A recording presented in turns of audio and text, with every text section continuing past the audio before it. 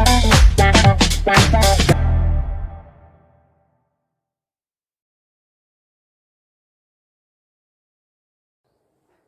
Students, fundamental unit of life part 6। तो इससे previous lecture में आपने सेल के फॉर्मेशन के बारे में, उसके स्ट्रक्चर के बारे में, अब हम उसके अंदर के पार्ट्स के बारे में स्टडी करेंगे। तो अब टर्न आता है साइटोप्लाज्म का, जो कि न्यूक्लियस एंड प्लाज्मा मेम्ब्रेन के बीच में प्रेजेंट रहता है और ये एक फ्लूइड लाइक कंटेंट है। तो जो साइटोप्लाज्म में है उसमें वर्किंग ऑर्गेनेल्स प्रेजेंट रहते हैं, यानी कि सेल के वर्कर्स जो होते हैं वो साइटोप्लाज्म में प्रेजेंट रहते हैं। और ये इनके नंबर जो होते हैं वो 6 होते हैं। तो ये 6 मैंने आपको प्रीवियस लेक्चर में याद करने की ट्रिक्स बताई थी कि इंग्लिश रैप गा लिरिक्स में प्ले वैक्यूल। तो उसमें इंग्लिश रैप पहला वर्ड ले लेता है। तो ये पहला वर्कर है किसका? सेल का, जो कहाँ प्रेजेंट है? साइटोप्लाज्म में। तो ये क्या है? ये क्या है? एंडोप्लाज्मिक रेटिक्यूल है एक्चुअल में, ENR, एंडोप्लाज्मिक रेटिक्यूलम इसका नाम है।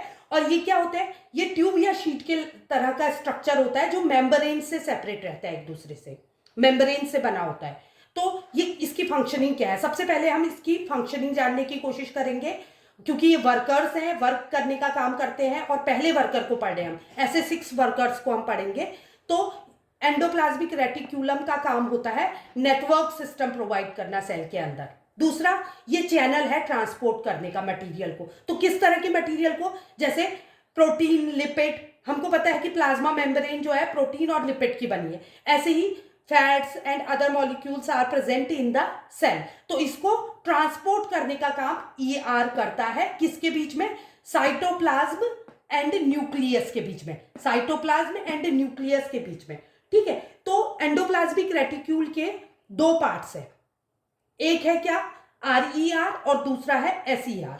तो RER का फुल फॉर्म है रफ एंडोप्लाज्मिक रेटिक्यूलम, और रफ का अपोजिट है स्मूथ एंडोप्लाज्मिक रेटिक्यूलम।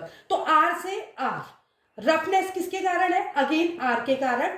R मतलब यहां राइबोसोम्स प्रेजेंट होते हैं। RER में के सरफेस में राइबोसोम्स प्रेजेंट होते हैं। जब आप इलेक्ट्रॉन माइक्रोस्कोप से ER को देखोगे तो आपको ये स्ट्रक्चर दिखाई देगा। और इसकी फंक्शनिंग क्या होती है? अगेन मैं ट्रिक बताती हूँ। राइबोसोम्स की स्पेलिंग में B को हम ले लेते हैं और B का उल्टा होता है P से प्रोटीन का फॉर्मेशन करने का काम राइबोसोम करता है। तो यहां पर को हम हमारी RER की फंक्शनिंग है प्रोटीन का फॉर्मेशन। अब SER की फंक्शनिंग को हम 2 पार्ट्स में डिवाइड करेंगे। पहले हम E को ले लेते हैं। E के आगे वाली जो लेटर होता है वो होता है F। तो F से फैट, E के बाद F आता है, F से फैट, और F का उल्टा बना ले तो लगभग L की तरह दिखता है, तो लिपिड्स। तो SER फैट्स एंड लिपिड्स का फॉर्मेशन करता है, पहली चीज। दूसरा, ये वर्टिब्रेट्स में, उनके जो लीवर सेल में प्रेजेंट होता है जो SER, वो क्या करता है? वर्टिब्रेट के लीवर में को डिटॉक्स करने का काम, मतलब पॉइजन और ड्रग को डिटॉक्सिफाई करने का काम करता है। अब वर्टिब्रेट्स क्या होते हैं? जिनमें बोन पाई जाती है, मतलब रीढ़ की हड्डी पाई जाती है, उन एनिमल्स को क्या कहते हैं? ऑर्गेनिज्म को वर्टिब्रेट्स कहते हैं। तो उनको डिटॉक्सिफाई करने का काम करता है SER। तो SER की 2 फंक्शनिंग है, फैट एंड लिपिड्स का फॉर्मेशन और डिटॉक्सिफाई करना। किसको? लिवर को। अब उसके बाद आ जाते हैं कि RER और SER टुगेदर क्या काम करते हैं, मतलब उनसे बनने वाला प्रोटीन और लिपिड की फंक्शनिंग क्या है।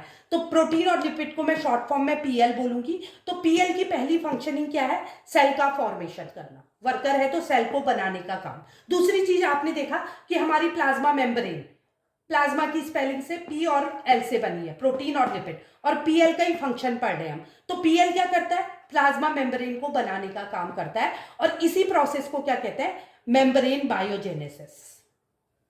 तो ये हो गया PL का सेकंड वर्क। और तीसरा काम है, ये किसकी तरह एक्ट करता है? एंजाइम और हार्मोन्स की तरह वर्क करता है। तो ये हो गए फंक्शनिंग ऑफ PL। SER के 2 फंक्शन, एंड RER जो है वो प्रोटीन का फॉर्मेशन करता है। आई होप आपको साइटोप्लाज्म और उसका फर्स्ट वर्किंग ऑर्गेनेल ER समझ आया होगा।